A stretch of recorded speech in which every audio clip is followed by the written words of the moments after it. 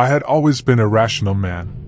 Things like ghosts or paranormal activity never really fazed me, even when people around me swore by their experiences. I chalked it up to overactive imaginations.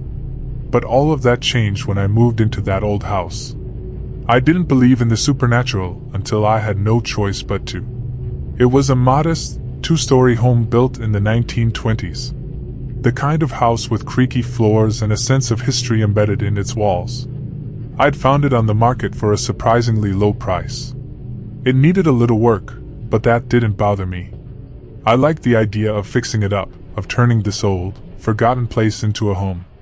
I moved in on a cold, rainy day in October.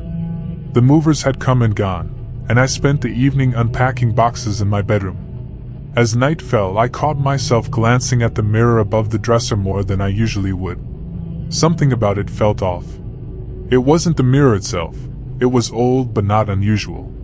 What unnerved me was the way I felt whenever I looked into it, like something wasn't right, like I wasn't alone. I brushed it off.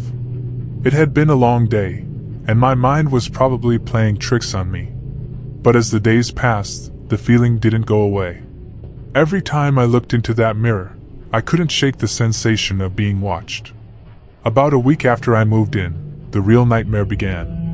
That night, I was lying in bed, scrolling through my phone, when I caught something out of the corner of my eye. A shadow moved across the mirror. I sat up, my heart racing. I told myself it was just the light from outside or maybe my reflection shifting with the dim lighting. But it didn't feel right. I got out of bed and walked over to the mirror, staring at it for a long time. Everything looked normal, just my reflection staring back at me. But as I turned to walk away, I saw it again, a dark, indistinct shape moving behind me. I spun around, expecting to see someone in the room, but there was no one. I stood there, frozen in place, staring into the mirror. The shadow was gone. My rational mind fought to take control. Maybe I was overtired, maybe it was just some trick of the light. I forced myself to go back to bed, but sleep didn't come easily that night. Over the next few days, things only got worse. Every time I looked into that mirror, I saw the shadow. It was subtle at first, just a fleeting movement in my peripheral vision. But soon it became more distinct, a figure standing just behind me, watching. No matter how quickly I turned around, there was never anyone there. One night, the shadow wasn't behind me anymore. It was beside me. I had just gotten out of the shower and was wiping the fog from the mirror in the bathroom when I saw it. A dark, human-shaped figure standing just to my left. I froze, too terrified to even move. My heart pounded in my chest as I slowly turned my head, but again, there was nothing there. I backed away from the mirror, my skin crawling. Something was wrong with this house. I could feel it deep in my bones now. But I still didn't want to believe it. I started avoiding the mirrors as much as I could, only looking into them when necessary. But even then, the shadow was always there, lurking, waiting. A few nights later, everything escalated. I was in bed, half asleep, when I felt it. A presence in the room. I opened my eyes and there it was, the shadow, standing at the foot of my bed. I bolted upright, my heart nearly leaping out of my chest.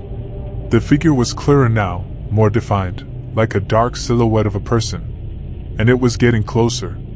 I stumbled out of bed, my legs trembling, and turned on every light in the room. The shadow disappeared, but the feeling of being watched remained. I didn't sleep at all that night. I sat in the corner of the room, wide awake, the lights on, watching the mirror. The next morning, I called a paranormal investigator. I didn't believe in this kind of thing, but I was desperate. I told them everything, the shadow, the mirror, the feeling of being watched. They agreed to come by the house later that evening.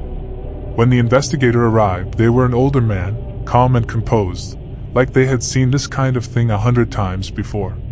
They walked through the house, examining every room, and asking questions about the history of the place.